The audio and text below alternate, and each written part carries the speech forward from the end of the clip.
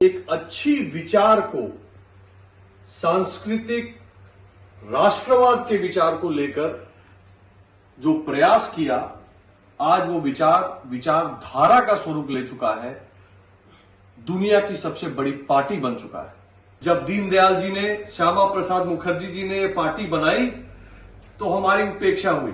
अरे क्या करेंगे ये लोग, क्या होगा इनसे। फिर समय आया विरोध का, हम पे ठप्पे मारे गए, मोहर मारा गया, हमारे संगठनों पर जो है बैन लगाया गया, गांधी के हत्यारा वाला संगठन बताया गया, स्वतंत्रता संग्राम में हमारी भूमिका पे सवाल उठाए गए, हमारा विरोध किया। नरेंद्र मोदी जी 2014 में जब से आए, तब से हमारी विचारधारा को, हमारी सोच को जमीन में उतारने का, अंत्योदय करके दिखाने का, राष्ट्र की सुरक्षा को करके दिखाने का, अंतरराष्ट्रीय स्तर पे भारत को विश्व गुरु बनाने के सपने को साकार करने का जो प्रयास हुआ है वो अद्भुत है। प्रधानमंत्री जी ने हमारे सामने स्पष्ट लक्ष्य रखा है कि हमारी यात्रा, हमारे संगठन की यात्रा सार्थक तब होगी जब हम एक विकसित भारत बनाएंगे, जब इस देश में गरीब से गरीब व्यक्ति को हम संबल देंगे, हम महिलाओं को सशक्त करेंगे,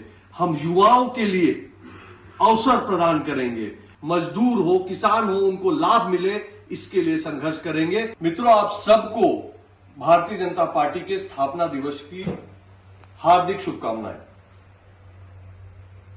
भारतीय जनता पार्टी की जो यात्रा है वो एक प्रतीक है इस बात का कि चंद लोगों ने एक अच्छी विचार को, सांस्कृतिक राष्ट्रवाद के विचार को लेकर जो प्रयास किया, आज वो विचारधारा का स्वरूप ले चुका है, दुनिया की सबसे बड़ी पार्टी बन चुका है। पर मित्रों, आज अपने स्थापना दिवस के दिन हमको अपने पूर्वोधाओं को तो याद रखना ही चाहिए, लेकिन एक बार अपनी यात्रा को भी समझना चाहिए। कैसी रही है हमारी यात्रा? इस यात्रा के कई चरण रहे हैं। पहला चरण उपेक्षा का। जब दीनदयाल जी ने, श्यामा प्रसाद मुखर्जी जी ने ये पार्टी बनाई तो हमारी उपेक्षा हुई। अरे क्या करेंगे ये लोग, क्या होगा इनसे।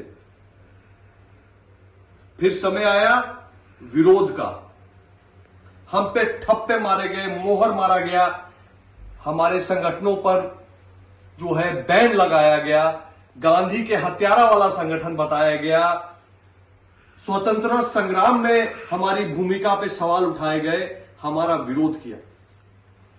तो पहला चरण उपेक्षा, दूसरा चरण विरोध। सन 75 के बाद आया एक कालखंड स्वीकारिता का। ऐसा कालखंड जब हमारे विचार से लोग जुड़ना शुरू हुए, जब दीनदयाल जी, अटल जी के भाषणों को, उनकी बातों को पढ़कर, समझकर देश जागरूक होना शुरू हुआ। उस स्वीकारिता की कालखंड से हम फिर आगे बढ़े और हमारे पास कालखंड आया चौथा, और यह कालखंड था विजयी होने का। और हमारी सरकार एनडीए 1 बनी, अटल जी ने जिसका नेतृत्व किया, और नरेंद्र मोदी जी 2014 में जब से आए, तब से हमारी विचारधारा को, हमारी सोच को जमीन में उतारने का, अंत्योदय करके दिखाने का, राष्ट्र की सुरक्षा को करके दिखाने का, अंतरराष्ट्रीय स्तर पे भारत को विश्व गुरु बनाने के सपने को साकार करने का जो प्रयास हुआ है वो अद्भुत है। लेकिन मित्रों, एक भारतीय जनता पार्टी के कार्यकर्ता के रूप में हमको ध्यान रखना चाहिए कि इस यात्रा के अभी बहुत चरण आगे है। हमारी यात्रा को, भारतीय जनता पार्टी की इस यात्रा को हमको विजयी नहीं, अब सार्थक बनाना है। हमारा लक्ष्य क्या है? प्रधानमंत्री जी ने हमारे सामने स्पष्ट लक्ष्य रखा है कि हमारी यात्रा, हमारे संगठन की यात्रा सार्थक तब होगी जब हम एक विकसित भारत बनाएंगे, जब इस देश में गरीब से गरीब व्यक्ति को हम संबल देंगे, हम महिलाओं को सशक्त करेंगे, हम युवाओं के लिए अवसर प्रदान करेंगे, हम अन्नदाताओं को जीवन के माध्यम में उनको अच्छी खुशहाली मिले, उनका आय बढ़े, मजदूर हो, किसान हो, उनको लाभ मिले, इसके लिए संघर्ष करेंगे, एक विकसित भारत बनाएंगे।